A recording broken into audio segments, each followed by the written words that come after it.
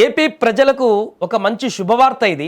AP రాష్ట్రంలో రైలు పట్టాలు ఇప్పుడు నిప్పులు చెరగబోతున్నాయి. గంటకు 100 కిలోమీటర్ల వేగంతో దూసుకు వెళ్లేటువంటి బుల్లెట్ రైళ్లు ఇప్పుడు ఏపీ గడ్డపైన పరుగులు తీయడానికి రంగం సిద్ధమైపోయింది. అగ్రరాజ్యాలలో మనం చూసేటువంటి ఆ హై స్పీడ్ ట్రైన్స్ ఇప్పుడు మన ఇంటి ముందుకు రాబోతున్నాయి. ఇప్పటికే 3 కారిడార్లు ఉండగా ఇప్పుడు సీఎం చంద్రబాబు చొరవతో మరో 2 కొత్త కారిడార్లకు కేంద్రము గ్రీన్ సిగ్నల్ ఇచ్చేసింది. అసలు ఈ రూట్ మ్యాప్ ఏంటి, ఏ నగరాలు కలవబోతున్నాయి, అమరావతి రూపురేఖలు ఎలా మారబోతున్నాయి, ఈ వీడియోలో క్లియర్గా తెలుసుకుందాం. స్కిప్ చేయకుండా వీడియో మొత్తం చూడండి.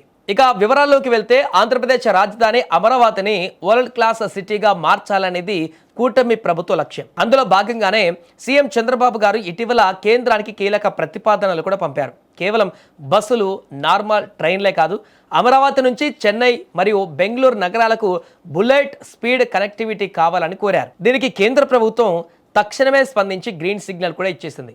అంతేకాదు మైసూర్ చెన్నై కారిడార్ను మన నాయుడుపేటకు లింక్ చేయాలని చంద్రబాబు ఇచ్చిన సూచనను కూడా కేంద్రం ప్రాజెక్టులో చేర్చింది. అంటే ఇక ఏపీ నుంచి పక్క రాష్ట్రాలకు వెళ్ళడం అంటే పక్క వీధిలోకి వెళ్ళినంత ఈజీగా ఈ ట్రైన్లో వెళ్ళొచ్చు. సరే, అసలు రూట్ మ్యాప్ ఎలా ఉండబోతుందో ఒకసారి చూద్దాం.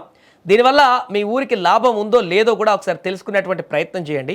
Corridor 1 Amaravati to Chennai. ఈ కారిడార్లో గుంటూరు నుంచి మొదలై చీరాల, నెల్లూరు, నాయుడుపేట, శ్రీ సిటీ మీదుగా నేరుగా చెన్నైకి చేరుకుంటుంది ఇది.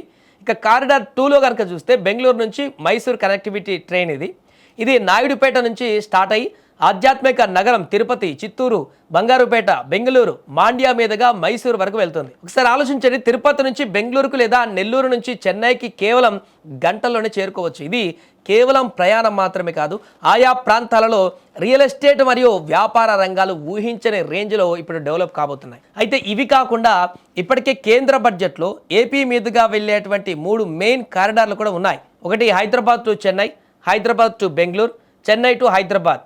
అలైన్మెంట్ వేరియేషన్ ఉంటుంది, రిటర్న్. సో ప్రస్తుతం వీటికి సంబంధించి అలైన్మెంట్ సర్వే వేగంగా జరుగుతుంది. సర్వే పూర్తి కాగానే డీటెయిల్డ్ ప్రాజెక్ట్ రిపోర్ట్ సిద్ధం చేస్తారు. ఆ తర్వాత వెంటనే టెండర్లు పిలిచి పనులు కూడా మొదలు పెడతారు.